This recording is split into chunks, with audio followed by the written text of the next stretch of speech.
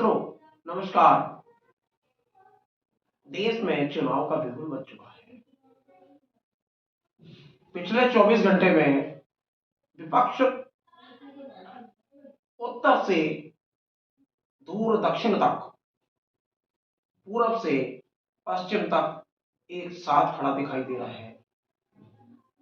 हम और आप सब जानते हैं कि दिल्ली के मुख्यमंत्री अरविंद केजरीवाल को ईडी ने कल गिरफ्तार किया और अभी 24 घंटे का समय नहीं हुआ है, लेकिन विपक्ष हर जगह एकजुट है। चुनाव आयोग में सभी विपक्षी पार्टियों ने शिकायत दर्ज कराई है, चाहे वो तृणमूल कांग्रेस हो, चाहे वो डीएमके हो, मार्क्सवादी कम्युनिस्ट पार्टी हो, सीपीआई हो, समाजवादी पार्टी हो, आरजेडी हो, शिवसेना, उद्धव की शिवसेना हो, शरद पवार की एनसीपी हो, सब ने एक राय होकर विरोध दर्ज कराया है। मामला अभी कोर्ट में है। कोर्ट ने ईडी की दलीलों को मानते हुए अरविंद केजरीवाल को 11 दिन की रिमांड की बजाय 28 तारीख तक रिमांड पर भेजे जाने का फैसला सुनाया है। अरविंद केजरीवाल 28 तारीख तक ईडी से पूछताछ के लिए रिमांड पर रहेंगे। इसके बाद अगले दिन फिर उन्हें कोर्ट में पेश किया जाए। भ्रष्टाचार के सारे मामले झूठे हैं। अगर मामले सच होते तो कांग्रेस के अधिकांश दिग्गज नेता विगत 10 सालों में जेल की सलाखों में होते। एक भी सिंगल नेता ऐसा नहीं है कांग्रेस का जो वर्तमान में कांग्रेस के साथ हो और जेल की सलाखों में हो। जमानत पर होना अलग बात है, क्योंकि न्यायपालिका ने दोषी नहीं माना है, तभी तो जमानत दी गई है। भाजपा में सैकड़ों नेता ऐसे हैं कि जो बेल पर है, जिनके ऊपर बलात्कार के मामले हैं, जिनके ऊपर बेटियों के शोषण के मामले हैं। ब्रजभूषण सिंह, कुलदीप सेंगर, मध्य प्रदेश में भी कई ऐसे नेता हैं कि जिन पर आरोप है। उत्तर प्रदेश में भी कई ऐसे नेता हैं जिन पर आरोप है। वो भाजपा में शामिल है, भाजपा के नेता हैं, तो आरोप शून्य हो जाते हैं। एजेंसियां अपना रास्ता बदल देती हैं। जो भी रणनीति चुनाव के अंतिम दौर में, चुनाव की बेला है और चुनाव से पूर्व जिस प्रकार की गतिविधियां सरकारी एजेंसियां कर रही हैं, इससे साफ नजर आ रहा है कि सत्ता में काबिज गुजराती जोड़ी मोदी और शाह चुनाव को प्रभावित करने की ये इनके प्रकार कोशिश कर रहे हैं। इससे पहले कांग्रेस के बैंक अकाउंट फ्रीज कर दिए गए। कांग्रेस ही नहीं, उसके फ्रंटल संगठन युवा कांग्रेस, एनएसयूआई के खाते भी सीज किए गए। यह पहला मामला है कि जब देश की सबसे बड़ी पार्टी के अकाउंट फ्रीज किए गए। पेनल्टी लगाना ठीक है, जायज है, लेकिन चुनाव के समय, क्या चुनाव के समय एजेंसियां सक्रिय हो जाती हैं?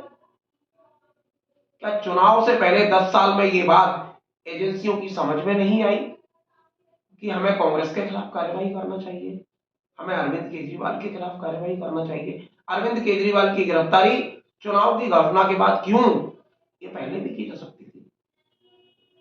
सवाल बड़ा है, जनता को सोचने की बात है। जनता स्वयं सोचे कि क्या सरकार इस तरह की रणनीति अपना रही है। मोदी शाह की गुजराती जोड़ी कहना यूं पड़ रहा है कि उत्तर भारत के नेता राजनाथ सिंह, महाराष्ट्र से आने वाले नितिन गडकरी, मध्य प्रदेश से आने वाले शिवराज सिंह चौहान, राजस्थान से आने वाली वसुंधरा राजे, हरियाणा से आने वाले खट्टर इंद्रजीत सिंह, मध्य प्रदेश में नरेंद्र सिंह तोमर जैसे नेताओं को एक कॉर्नर में रख दिया गया है। गुजराती जोड़ी के सामने सारे नतमस्तक हैं। जिस प्रकार से भाजपा के लोग दंडवत हो सकते हैं, लेकिन कांग्रेस और विपक्ष को दंडवत होने की संभावना है, तो ये उम्मीद जो मोदी और शाह की जोड़ी कर रही है वो संभव नहीं। देश में लोकतंत्र है, गुजराती तंत्र नहीं।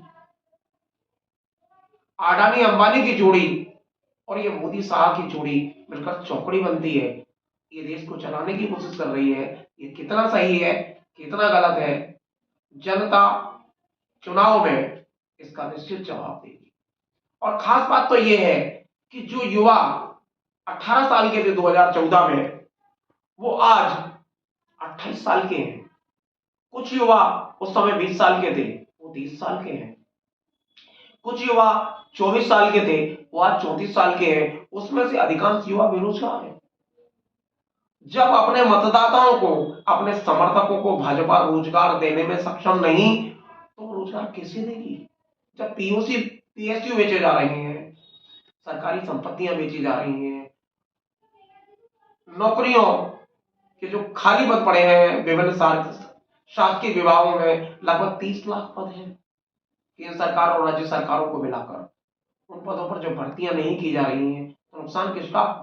जिन्होंने 2014 में मोदी जी को लाने के लिए मतदान किया, जिन्होंने 2019 में मतदान किया, उसमें आप सब शामिल हैं, देश का हर युवा शामिल है। युवाओं को सोचने की बात है। युवाओं के लिए एक प्रश्न है, इसका जवाब उन्हें खुद से पूछना होगा कि क्या बेरोजगार रहकर भारतीय जनता पार्टी को जिताने का काम करेंगे, देश में लोकतंत्र समाप्त करने का काम करेंगे? क्या देश का युवा नहीं चाहता कि खुलकर सांस ले?